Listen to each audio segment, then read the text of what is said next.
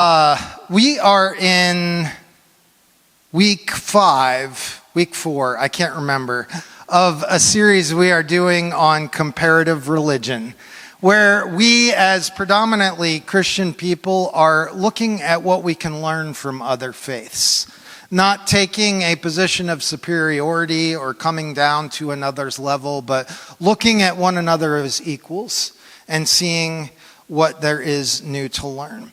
Today we are exploring one of the world's oldest living religions, Hinduism. And its roots stretch back over 3,000 years.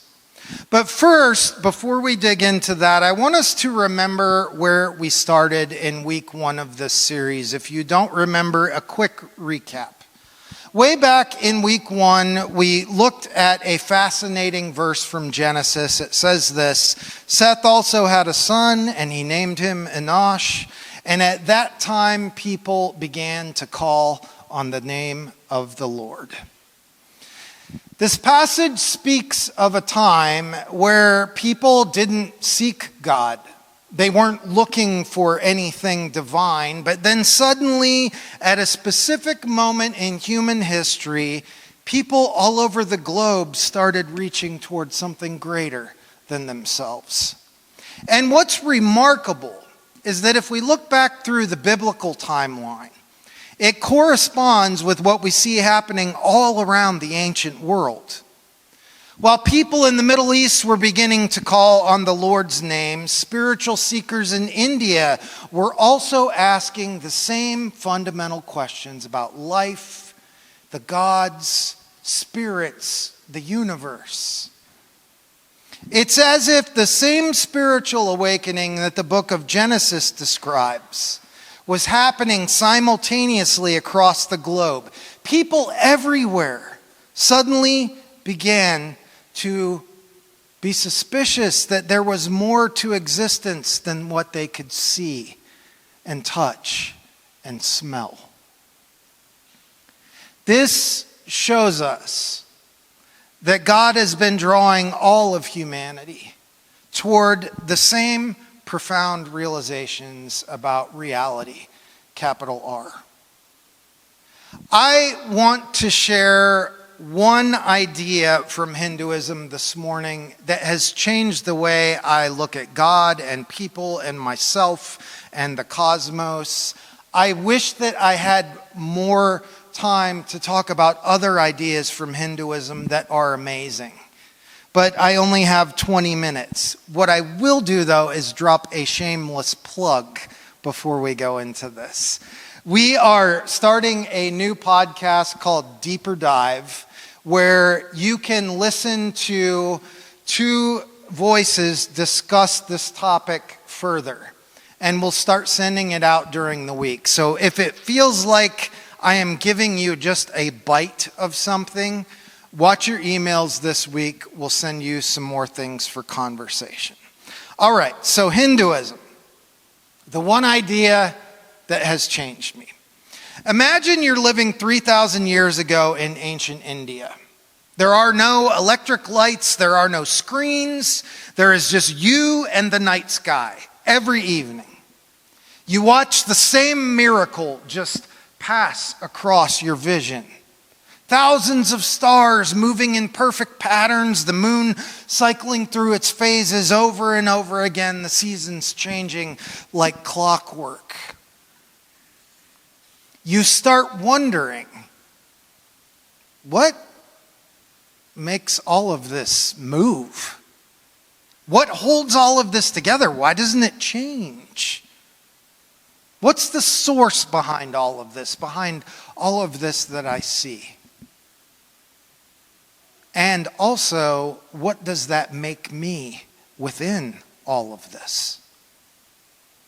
These ancient spiritual seekers, we call them sages, spent their entire lives pondering questions like these. And they came to a startling conclusion that would revolutionize how we think about human dignity and worth. Their core discovery, and this is very hard to say, was something called Tat Dvam Asi. Can you say that? Tat Dvam Asi. And we see this expounded upon in their scriptures, but one particular one I want to pull out today is from a volume of Hindu scriptures called the Upanishads. It says this: one evening before bed, the sage Uddalaka wanted to teach his son Svetaketu about the nature of reality.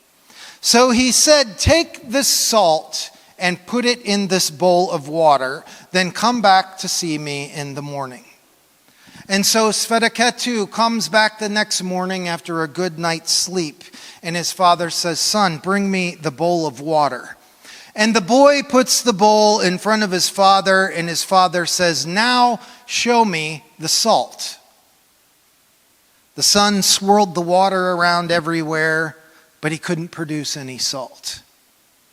"Taste the water from the side of the bowl," the father said. The son tips the bowl and sips, and the father says, "What do you taste?" And Svetaketu says, "Only salt." "Taste from the middle," Uddalaka says. The boy does, and tastes only salt. Finally, the father says, "Reach your hand into the middle. Cup some water in your hand. Taste it. Tell me what you taste." And the boy does and says, "Only salt." And Uddalaka smiles and says, "You can't see it, but the salt is everywhere in the water. In the same way, there is an invisible spirit that pervades the universe. Every star, every tree, every person, including you, Tat Dvam Asi Svetaketu. Tat Dvam Asi, which means thou art that, or that thou art. An author named Eknath Ishran takes off on this topic further when he describes a beautiful tradition from his upbringing in southern India in Kerala. He writes, "Every spring during their New Year festival called Vishu, families would gather before dawn around a small altar. Children would come forward with their eyes closed, led by the gentle voice of grandmother. 'Little lamp,' the grandmother would ask, 'would you like to see the Lord?' 'Yes, Granny,' the child would reply. 'Then open your eyes,' and there in front would be a mirror wreathed in flowers, reflecting the child's own face. In that atmosphere of intense devotion, when each family member sees themselves reflected in the mirror, one of the greatest messages in the Hindu tradition is conveyed. Behind the face you're looking at is a divine presence, dwelling forever in the depths of your consciousness. This impression lingers long after festivals. If someone got angry or did something foolish, a family member might come and ask, 'Do you remember whose face you saw on Vishu?' Even the toughest would feel sheepish and admit, 'Yes, and I forgot.'" Ladies and gentlemen, friends, family, babies,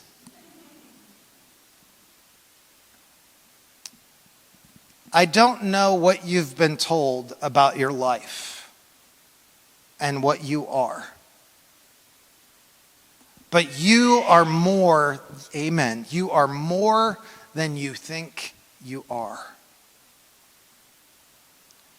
Jesus, believe it or not, though he came far later than the Hindu sages, taught the very same thing about human dignity in a language and in a way that the people that he was sent to reach could understand.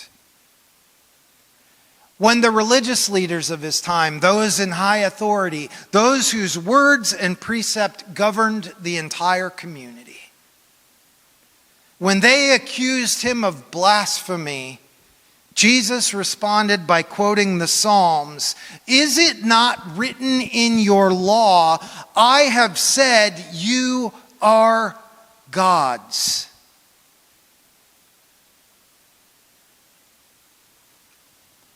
Those are the words of Jesus Christ, quoting the words of the Old Testament. Think about that. Jesus didn't back down from this claim of divine nature. He actually doubled down on it, saying Scripture itself teaches that humans are called gods. What does that mean? It's like the things that fly through the sky that have wings. Those are birds. The things that grow from the ground and give us shade, those are trees. And the things that think and love and dream and wonder and drive around on this planet working so hard to buy things they don't really need, those are gods. It's not naming someone. It's talking about what type of being they are. Jehovah is a name. Shiva is a name. Jesus is a name, but God is not a name. The things that swim in the ocean are fish. The orbs that light up the night sky are stars. You, me, those like us walking around capable of love, creativity, choosing between good and evil, those are gods. God is not a name, it is a class of being.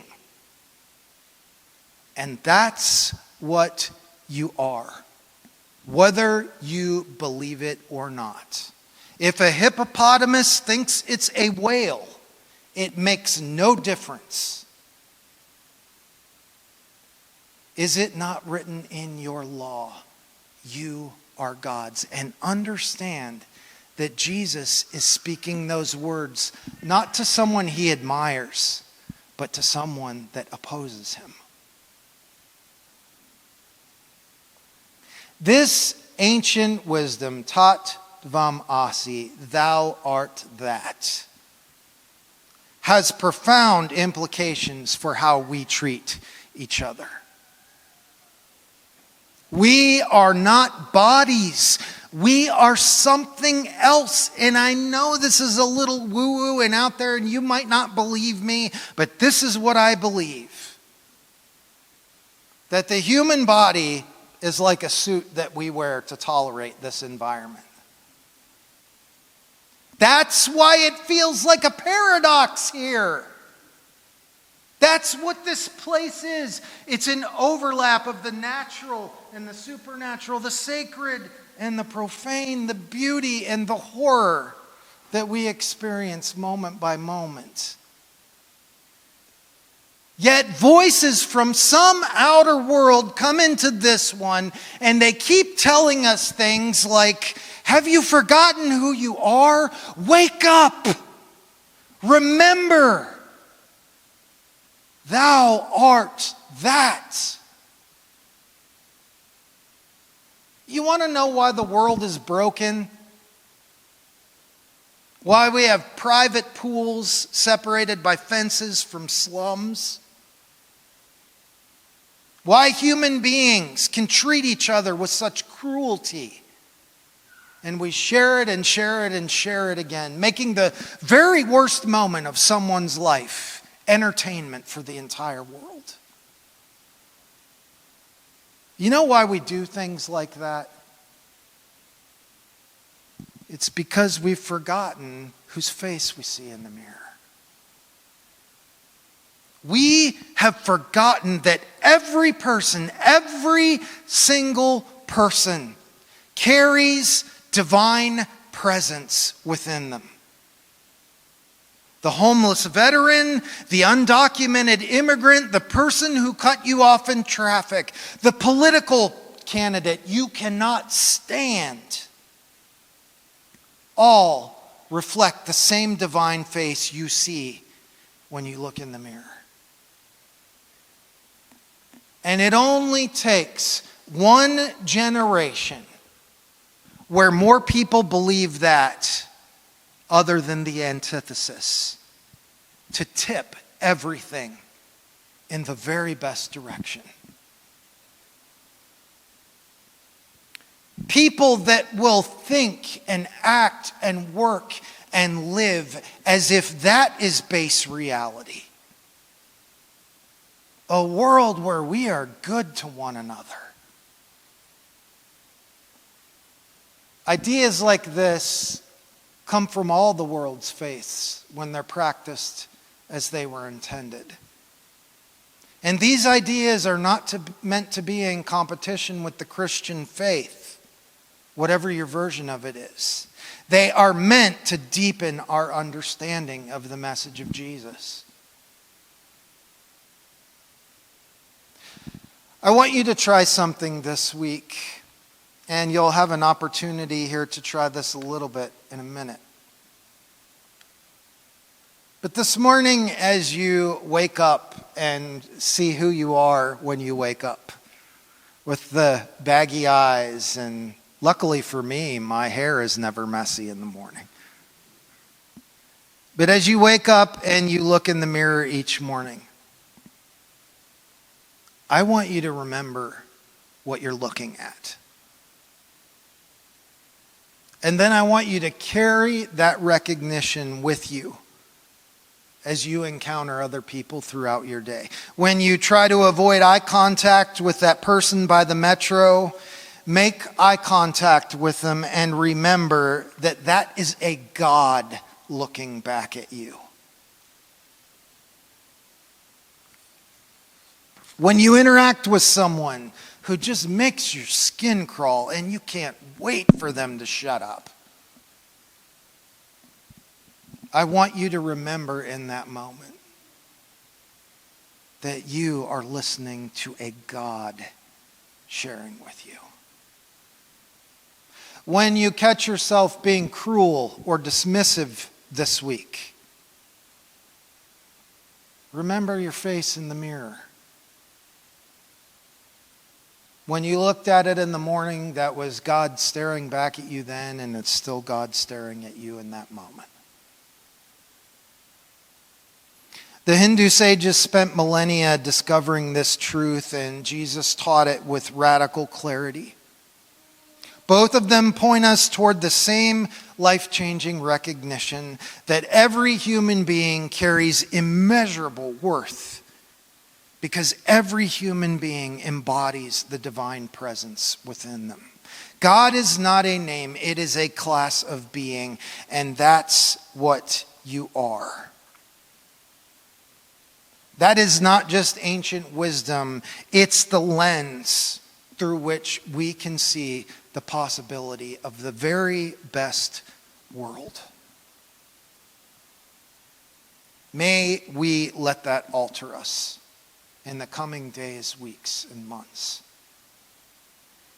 so that we live as gods in this world. Gods who are here to serve and to love and to have less and to be okay with it. Gods that are on the lookout for the condition of the world and not just ourselves. Let's pray.